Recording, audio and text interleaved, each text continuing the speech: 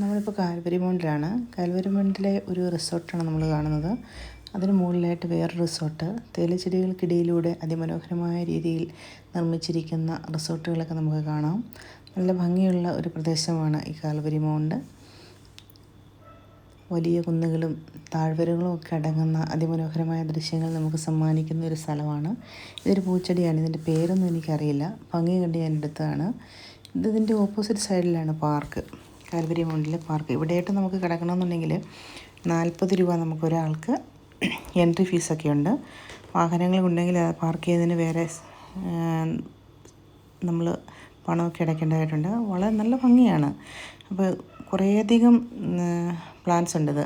അപ്പോൾ ഇത് ഒരേ രീതിയിലുള്ള ഒരേ സൈസ് കുറേയധികം ഒന്നിച്ച് വളർത്തിയിരിക്കുന്നൊരു സ്ഥലം. ഇത് നമ്മൾ വീണ്ടും നമ്മൾ എതിർവശത്തേക്ക് വരികയാണ്. കുറേ തോട്ടമുണ്ട്. ഈ തേയിലത്തോട്ടം കാണാനായിട്ട് നല്ല ഭംഗിയാണ്. കാണാനായിട്ട് ചുറ്റോട് ചുറ്റും നമുക്ക് കാണാം. കാൽവരി മൗണ്ടിലെ കുരിശുമലയാണ് ഈ കാണുന്നത്. കാൽവരി കുരിശുമലയാണ് കാണുന്നത്. വളരെ ദൂരെയാണത്. ഇതൊരു റിസോർട്ടാണ്. അപ്പോൾ ഒത്തിരിയധികം റിസോർട്ടുകളൊക്കെ ഇവിടെ താമസിക്കാനൊക്കെ സൗകര്യങ്ങളുണ്ട്. ഇവിടുത്തെ മഞ്ഞും തണുപ്പുമൊക്കെ അനുഭവിക്കാനായിട്ട് താല്പര്യമുള്ള ആളുകൾ ഈ പ്രദേശത്തേക്കൊക്കെ വരുന്നത് നന്നായിരിക്കും. ഇപ്പം നമ്മൾ ആ കണ്ട കുരിശുമലയുടെ മറ്റൊരു രൂപമാണ് നമ്മൾ കാണുന്നത്. അപ്പോൾ അതായത് ഈ മലയുടെ മണ്ടേ ഞങ്ങൾ വന്നു. എതിർ സൈഡിലുള്ള കുറേ നടക്കണം കേട്ടോ. നടന്ന് നമ്മൾ ഒരു പരുവമാകും. അത്രത്തോളം നടക്കാനുണ്ട്, കാണാനുണ്ട്. അപ്പോൾ അങ്ങനെ നല്ലൊരു പ്രദേശമാണ് കാൽവരി മൗണ്ട്. ഇടുക്കി ജില്ലയിൽ തന്നെ ഒത്തിരിയധികം സ്ഥലങ്ങളുണ്ട്. കാഴ്ച വിരുന്നൊരുക്കുന്ന ഒത്തിരി സ്ഥലങ്ങളുണ്ട്. അപ്പം നമ്മൾ ഈ ഏകദേശം ഒരു 5 മണിയൊക്കെ സമയമായ ഒരു വൈകുന്നേരം 5 മണിയൊക്കെ ആയിട്ടുണ്ട്. ആ സമയത്താണ് നമ്മൾ ഈ ഫോട്ടോ ഒക്കെ എടുക്കുന്നത്. ഒത്തിരി സ്ഥലങ്ങളുണ്ട്. നടന്ന് മടുത്തു ശരിക്കും പറഞ്ഞാൽ. അത്രത്തോളം കാണാനും അത്രത്തോളം തോട്ടങ്ങളുമൊക്കെ നമുക്ക് ഇവിടെയുണ്ട്. തേയിലത്തോട്ടങ്ങൾ മൊത്തം തേയിലയാണ് കൃഷി. ശരിക്കും പറഞ്ഞാൽ തേയിലയുടെ ഒരു സ്ഥലമാണ്. ഭയങ്കര കാറ്റൊക്കെ ഉള്ള സ്ഥലമാണ് കേട്ടോ. മഴയൊക്കെ ആയിക്കഴിഞ്ഞാൽ പിന്നെ ഭയങ്കര തണുപ്പാണ് ഇവിടെ. അപ്പം നമ്മൾ ഈ തണുപ്പൊക്കെ ആസ്വദിക്കാൻ വേണ്ടിയിട്ട് ഊട്ടിക്കൊക്കെ പോകാറുണ്ട്. അതുപോലെ തന്നെ മൂന്നാറിനൊക്കെ പോകാറുണ്ട്. പക്ഷെ അതുപോലെയൊക്കെ തന്നെയെന്ന് പറയാൻ വേണമെന്നുണ്ടെങ്കിൽ മഞ്ഞൊക്കെ കയറി കഴിഞ്ഞാൽ പിന്നെ ഒന്നും കാണാൻ പറ്റത്തില്ല. അങ്ങനൊരു സ്ഥലമാണിത്. കുരിശുമലയുടെ ദൃശ്യങ്ങൾ പല ഭാഗത്തും നമ്മൾ കാണുകയാണ്. ഇതൊരു തേയിലച്ചെടിയുടെ വലിയ പ്ലാന്റാണ് കേട്ടോ. അപ്പം ഇത് നമ്മളിപ്പം വൈകുന്നേരമാണ് ഈ പടമെടുക്കുന്നത്. ഇത് ഡാമിൽ വെള്ളം കിടക്കുന്നതാണ്. പക്ഷെ നമുക്ക് ശരിക്കും കാണാനായിട്ടൊന്നും പറ്റുന്നില്ല. അതുകൊണ്ട് നമ്മൾ വീണ്ടും ഒരു ദിവസം വരാനായിട്ട് പ്ലാൻ ചെയ്യുകയാണ്. അപ്പോൾ ഇത് നമ്മൾ വീണ്ടും വേറൊരു റിസോർട്ടിൻ്റെ സൈഡിലേക്ക് നമ്മൾ ചെല്ലുകയാണ്. ഒരു സ്വിമ്മിംഗ് പൂളാണ് കാണുന്നത്. ഒരു കപ്പലിൻ്റെ ആകൃതിയിലൊരു റിസോർട്ട് നിർമ്മിച്ചിരിക്കുകയാണ്. അതിമനോഹരമായ രീതിയിലാണ് നിർമ്മിച്ചിരിക്കുന്നത്. അപ്പോൾ ഇതിൻ്റെ നിർമ്മാണം പൂർത്തിയായിട്ടില്ല.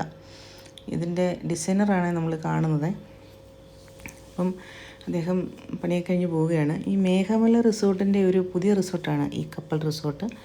അപ്പം കാണാനൊക്കെ വളരെ ഭംഗിയാണ്. കാരണം 3 വർഷമായെന്നാണ് അദ്ദേഹം പറഞ്ഞത് ഇതിൻ്റെ നിർമ്മിതി തുടങ്ങിയിട്ട്. ഇതോടെ പൂർത്തിയായിട്ടില്ല. അപ്പം നമ്മൾ പിറ്റേ ദിവസം വീണ്ടും വന്നിട്ട് ഈ ചിത്രം വീണ്ടും എടുക്കുകയാണ്. അപ്പോൾ ഈ ചുടലി എന്ന് പറഞ്ഞ ഒരു സസ്യമാണ് നമ്മൾ കാണുന്നത്. ഇത് ഞങ്ങളൊക്കെ സ്കൂളിൽ പഠിച്ചുകൊണ്ടിരുന്ന കാലത്ത് ഇതിൻ്റെ കൂമ്പൊക്കെ പറിച്ച് തിന്നുമായിരുന്നു.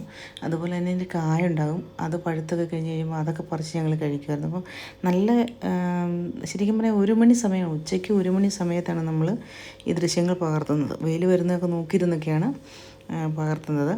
അപ്പോൾ താഴെ കാണുന്ന ശരിക്കും ചുഴലിയുടെ ചിത്രമാണ്. നമ്മൾ ഒത്തിരി കാലങ്ങളായിട്ട് എൻ്റെ ഒരു